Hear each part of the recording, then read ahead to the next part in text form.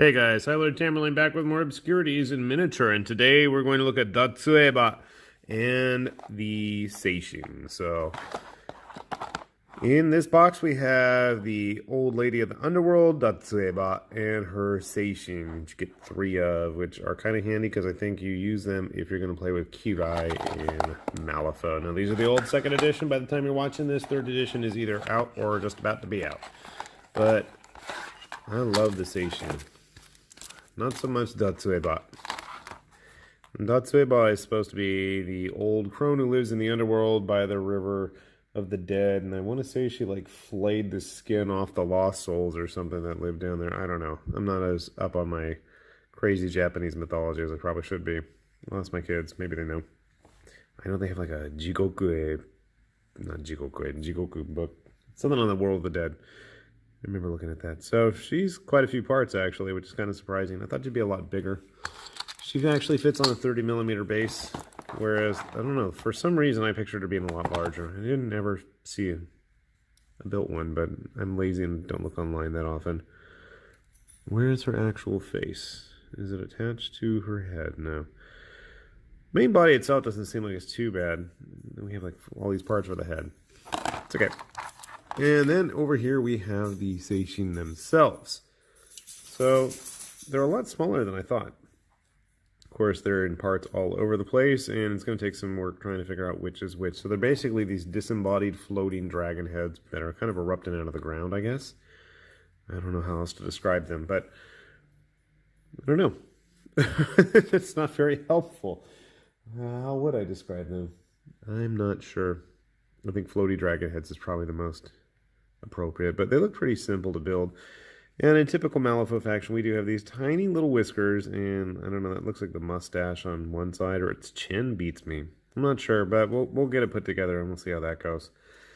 Wish me luck. I'm going in blind. We're not going to check online or anything. We're just going to try building these things straight out of the box without the instructions. So by the time this is finished, well, you'll have missed all the fun.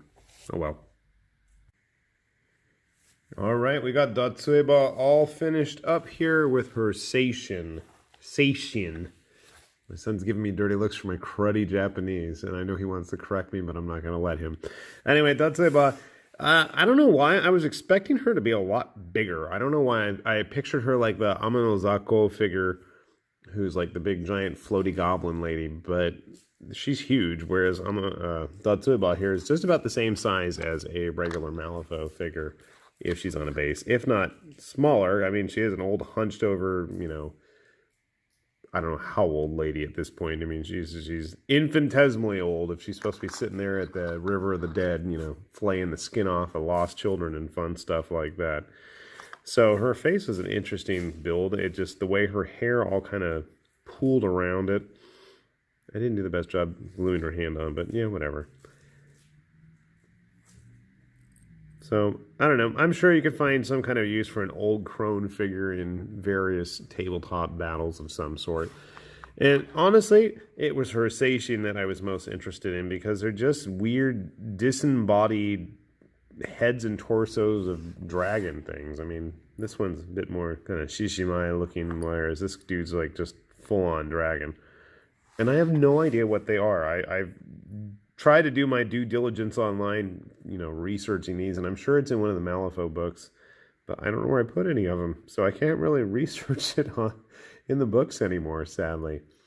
I don't know what's up with these. I'm of two minds. Do I paint them up, you know, like actual beasts, or do I go more ethereal, you know, translucent kind of whites and blues, or some of those new technical GW paints to paint them up? I don't know. I really don't know. I do know that Kirai and her crew are supposed to use these things.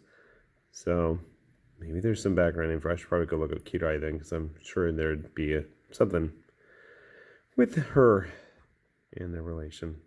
It probably wouldn't hurt if I had a bunch of these. So I'm sure I'm going to find a use for these, either as some kind of objective marker or summons or something. I mean, there's... My first thought was using him in Frostgrave because I just really don't care for a lot of the Resurrectionists type stuff. Or am I thinking of... That's Yanmo that I'm thinking of. Is Kirai 10 Thunders? I don't even know anymore. I'm so confused as to what's what in Malifaux. I'm eagerly awaiting 3rd edition. But I do like my kaiju monsters. You know, I'm almost tempted to just grab all 3 and just find a body to glue them all onto and a pair of wings and make some kind of weird Ghidra type monster. That would be fun, wouldn't it?